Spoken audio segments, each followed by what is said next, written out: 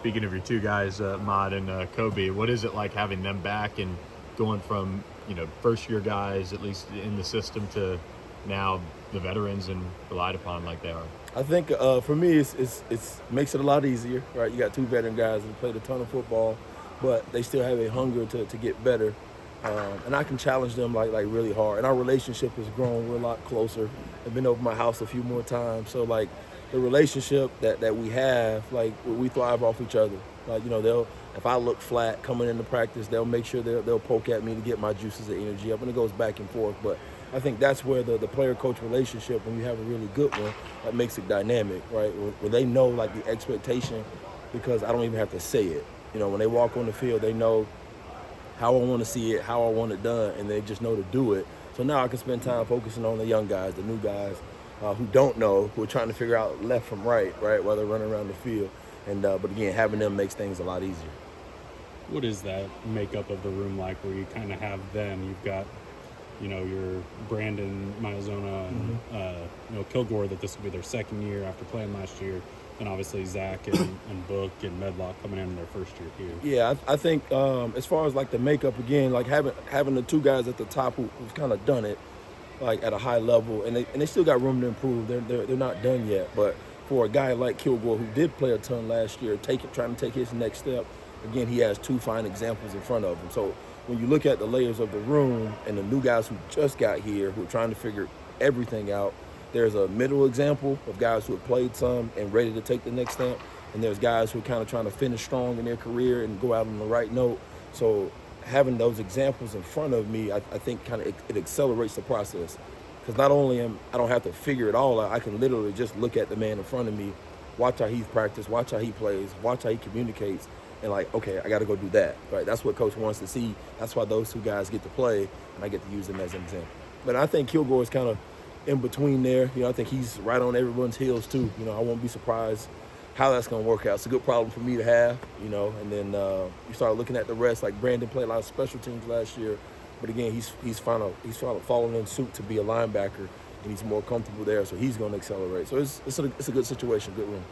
How about for you personally entering this season compared to last year, and just all the changes that were coming to your group? Yeah. Do you feel a lot more comfort coming into this year? For sure. What's it like for you? For me, I'm definitely more comfortable because I know last year when I got here, I was just trying to figure out their names and trying to learn the defense. And like last year, Ahmad knew the defense like better than I did, so kind of trying to make sure that I could still coach him, but again, he's not a dumb guy. He knows it more than me, so trying to balance that relationship. Well, now I have more to give to him because I understand the inner workings of the defense. I understand how Coach Simon wants to see it and how his mind works. So I can make and help the group get better.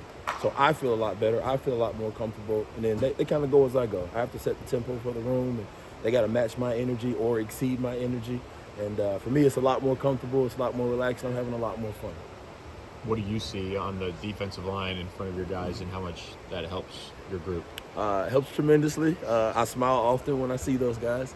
I told the linebackers the other day, because Big Tank was looking for snacks. And I said, if you guys don't let him come in this room and take whatever he wants, you're silly. Because I'm like, the guys in front of you are going to make you better, right? Starts up front. So their ability to demand double teams and take on two blockers allows us to be more productive. Because if they can be productive, for sure, people got to spend more time there. That ultimately leads to us being more productive and the safeties not having to be in the fit at all. So I think for us, having that D-line, that front, and them to be able to stop the run and affect the passer, it makes us better. And again, looking at those big bodies, and it's a deep room too. A lot of guys have had a chance to get out there and play, and Coach Tibbs is rotating everybody. So we're seeing a chance for everybody to play, and I'm like, not a big drop off. Like, that's a really good, comforting feeling as a linebacker. What have you seen from your two true freshmen in Zach and Booker? Obviously, Zach, what have you seen how he's kind of developed from spring, and Sure. then Book kind of coming in? Yeah, I think Zach has developed tremendously. Like those 15 practices in the spring, like if you want to get in and have a chance to play early, like similar to Kilgore before, those spring practices, like they're leaps and bounds that like they change your game. So for Zach was a person who had played so much football, played so many positions, and it was just like, he could do it all, but now he has to kind of centralize, focused on playing linebacker. There was a lot of growth that had to happen, and I think he's taking that step. He does a great job of when I challenge him. He doesn't flinch. He's not like a a kid who shies away and gets nervous. Like he wants to be coached and he wants to be good, so he responds the right way. And then Booker kind of just getting in the summer, him having that championship pedigree. You know, he's used to winning. He's used to up tempo and upbeat practices. That's why you want to recruit winners. You know, a guy who's won 2 championships, and obviously we're coming off a championship, so like that's his expectation. That's all he knows. He saw SMU win a championship. He won 2 championships, so in his mind, he's like, why would I not win a championship? You know, so he has that mindset already. For him, it's just more so about learning the defense, learning the details, and being the Mike backer, as I say, being the person to set the front, get the calls from the safety. You know, he's got to embrace all of that. And he's really smart, really bright. He's more of a natural linebacker than Zach is, because that's the position he's played. So he's a little bit ahead there, but Zach's a really athletic guy. Both guys can run and hit. You know, I think the future's bright with those two. Is there going to be somebody in your group that has the in-helmet communication? I think as of right now, we've done like some days with the safeties, we've done some days with the backers. Just depends on who Coach Simons wants to talk to the most. I think we'll determine it. But yeah, we've worked it. The safeties have worked it some. Just kind of going back and forth and see what works better for communication, you know, getting the communication and call to the entire defense. So it's new for us too, you know, trying to figure it out. And, you know, you can't just say Mike backer like you used to, because you don't huddle anymore on defense. You know, it's like a wide open game. So it's where do you need the most communication? You know, do you still use half headset, half signal? Like that's things we got to work out as coaches and figure out what gives us the best opportunity. And nobody plays every play anymore. Correct. So now you got to have 2-3 guys with the helmet, and then, or if, you know, your guys, if you rotating the guy whose helmet popped off, and then this guy has to go in, who's got the mic? I mean, there's a lot of things to work through as coaches, which is good. It's good problems to have. You know, we're just trying to make it the best we can. How different is it from the approach of last year, where you had a bunch of new faces, they were kind of slept on, and then they go out and be one of the strongest units on the team? Just kind of, you know, their mindset changed this year, if there is any. I don't think it's any. That's the thing I do love about the guys, as they all have chips on their shoulders. Like, I mean, they got boulders on their shoulders, I should say.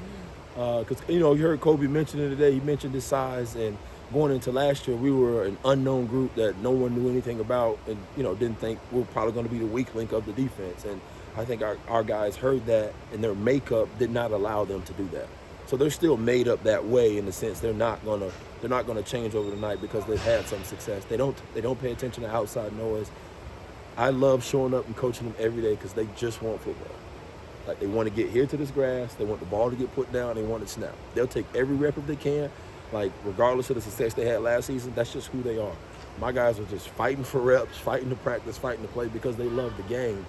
And so you won't see a change from young men like that, because they just want to show up and play, and they're going to stay. They know what got them that, but they want more. They know that they've wanted to play on the stage. A guy like Ahmad Walker, he's wanted to play on big-time stages week in and week out. He's played in big games, but not consistently on that stage. So him having that opportunity is something, that's another, like, notch on his belt, something else he wants to prove that he belongs on that stage. Same thing with Kobe and everyone else. So there's enough on the table for them. There's enough on the plate for them to still not be full and satisfied. I think you'll continue to see them eat.